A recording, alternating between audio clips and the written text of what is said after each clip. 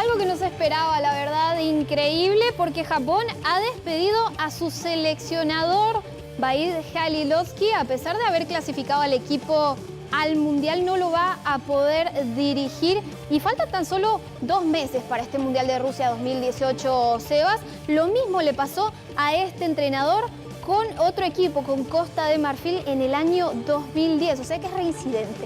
Así es, este director técnico bosnio es considerado con una dirección técnica tiránica, le llaman en algunos lugares, y en este caso quedó fuera luego de 2 derrotas de manera consecutiva frente a la selección de Mali y Ucrania, y también por el mal ambiente que había entre los jugadores y el mismo director técnico.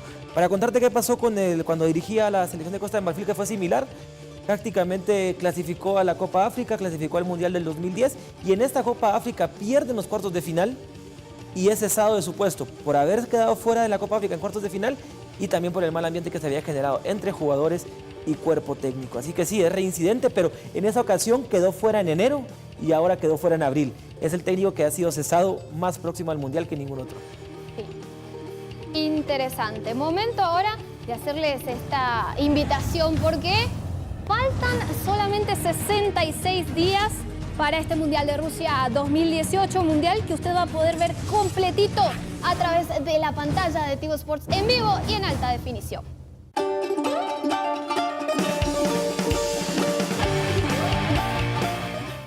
Momento ahora de hacer nuestro análisis arbitral. Con el profe Hugo Castillo analizamos lo que ha dejado la jornada 17, pero para comenzar vamos a ver vamos a regresar a la jornada 16. ¿Es correcto que Raúl Gamarro le responda así a Hernán Medford? Vamos a ver. Todo medio tiempo y no quiero hacer nada. Ahora usted es el periodista. Y usted pitó muy mal también. Yo soy más técnico, pero usted pitó mal también. Usted no puede decir eso. Asuma la suya. Asuma la suya. Ahora usted Bueno, ahí está entonces la molestia de Hernán Medford contra el árbitro de este partido. A ver, que gusta el árbitro. Son demasiado, no está mal. Nuevamente Hernán Medford dando de qué hablar, y ahora sí le damos la más cordial bienvenida al profe Hugo Castillo, está del otro lado. Buenas noches, profe. Si quiere, de una vez me puede responder esta pregunta que hice antes del clip. Sí, la verdad es de que en este sentido no es de lo mejor que un árbitro le pueda hacer, darse, por decir así, entrar en una discusión con un técnico, con un jugador. Lo más seguro es, él tiene todo para reportarlo en su informe arbitral. Simplemente él tiene que venir, alejarse de ahí, quitarse de donde está Hernán Medford. Tenemos que entender definitivamente que Hernán en ese momento va con la cabeza demasiado calientita, el hígado a flor de piel, y entonces todo eso habría que decirle a Raúl Gamarro que no actúe de esa forma, que no es lo mejor para él. Yo le hago una pregunta, profe Hugo Castillo. En este caso era realmente imposible, digamos, alejarse de lo que era Medford, porque el camerino tanto del municipal como los árbitros está prácticamente en la misma esquina.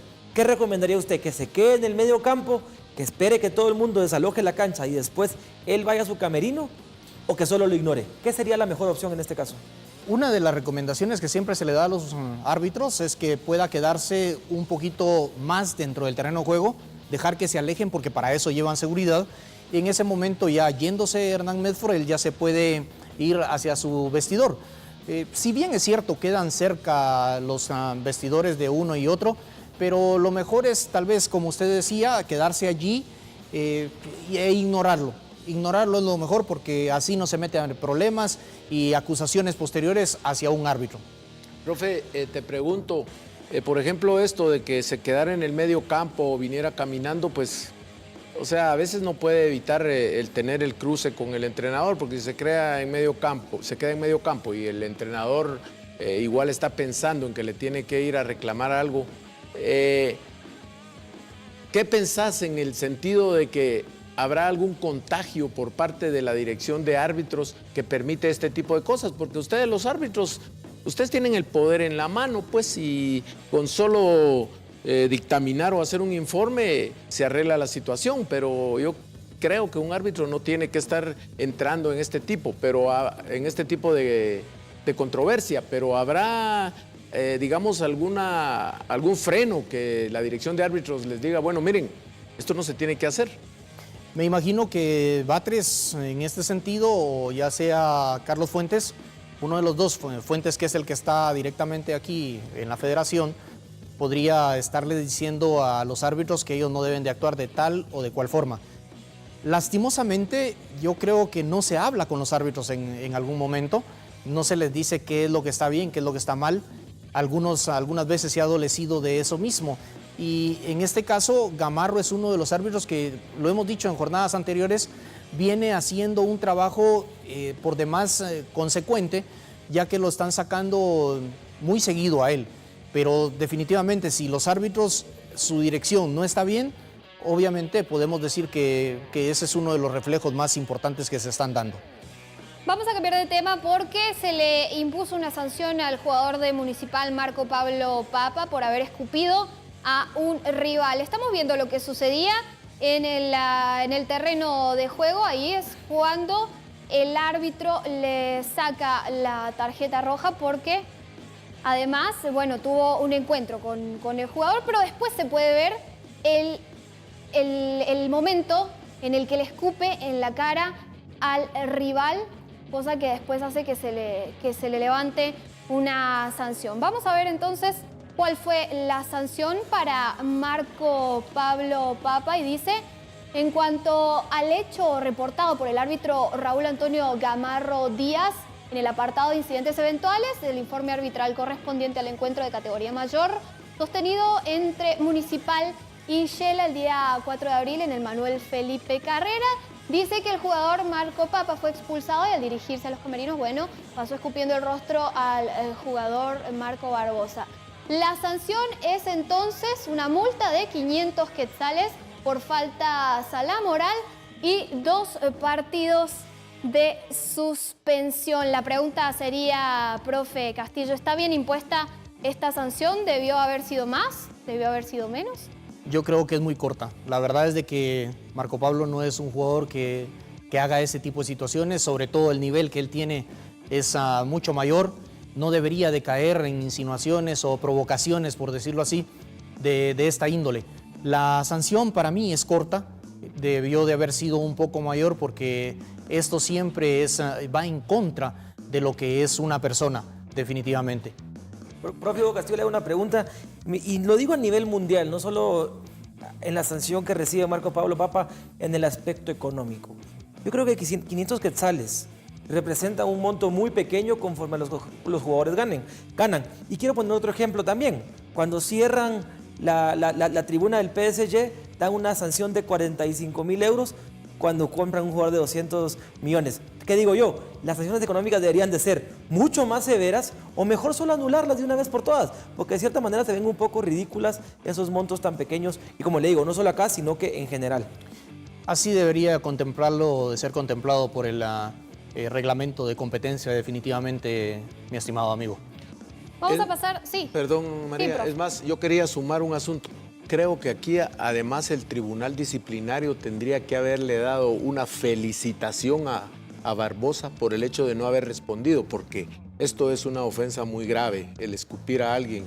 Sí, tal vez es una las ofensa muy grave. felicitaciones no se dan porque es algo que sí tiene que pasar, ¿verdad? O sea, No, eso no tiene que pasar, María. ¿Cómo va a pasar eso de escupirse la cara? El caso de Barbosa de no responder, o sea, sí tienen que... Es que no cualquiera lo aguanta eso, por eso te decía, no cualquiera lo puede aguantar. Por supuesto, me imagino que en el momento también ha de ser bastante complicado. Claro. Momento ahora de pasar a otro tema.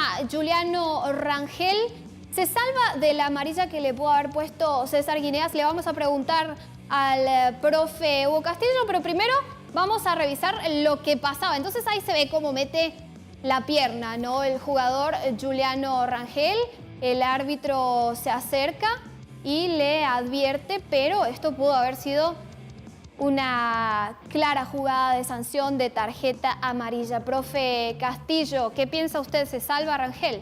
Si bien es cierto, no es una plancha porque es con la parte de la espinilla, por decirlo así, debió de haber sido amonestado. Y aquí es donde hay no mucha consecuencia en el trabajo de Julio César, porque la verdad de las cosas es de que posteriormente a esta jugada sucede una en donde ni siquiera hay algo positivamente como para sancionarlo con una tarjeta amarilla y lo hace. Entonces no se sabe si él regresó mentalmente a la jugada anterior o a esta que vamos a ver, me imagino, a continuación. Pero la verdad es que él se salvó de haber sido amonestado en esta jugada, María. Vamos a ver entonces la siguiente jugada, una jugada en la que sí se le da una sanción a Giuliano Rangel, y la pregunta que se hace es si está bien o no está bien sancionada en esta jugada, en el actuar de César Guinea, que ahí sí le saca la tarjeta amarilla. Profe, le saca la tarjeta amarilla, pero no hay ni siquiera un contacto. Y ese es el problema. Era lo que decía anteriormente, María. Lastimosamente podemos decir que no tuvo una situación, un muy buen trabajo, porque en muchos pasajes del mismo partido él dejó pegar y ni siquiera se acercaba a poder decirle a los jugadores que no debía de suceder esto. Lastimosamente no fue un muy buen trabajo de César Guinea en esta oportunidad. César Guinea se hubiera podido quitar toda la controversia de esta amarilla si hubiera hecho tal vez la señalización que era por reiteración de faltas, ¿verdad? Contándoselas al jugador, tal vez se hubiera evitado esta polémica. No sé si quizá hubiera sido más acorde. Sebas, el único problema es que ahí no hay falta. Es que no hay falta. Hay un contacto que se puede sancionar como falta. Ahora, la amarilla es lo que está de más, siento yo. Sí, en esa jugada obviamente no podía haber una tarjeta.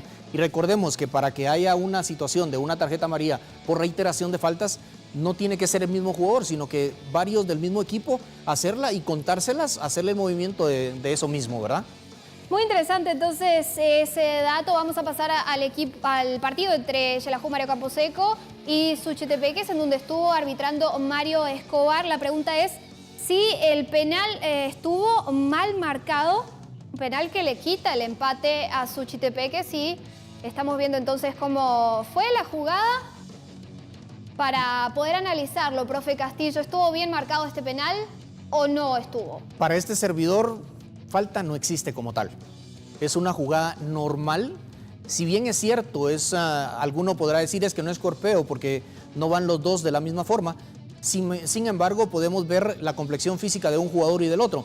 Entonces, eso mismo hace que en un momento determinado no podamos decir es falta tan clara como para sancionar tiro libre penal. Me extraña de Mario Escobar, él está cerca, él mira muy bien la jugada, pero él lo decide así y es respetable. Pero yo creo que para todos nosotros cambia todo el trámite del partido, porque con ese penal pues gana definitivamente Xela.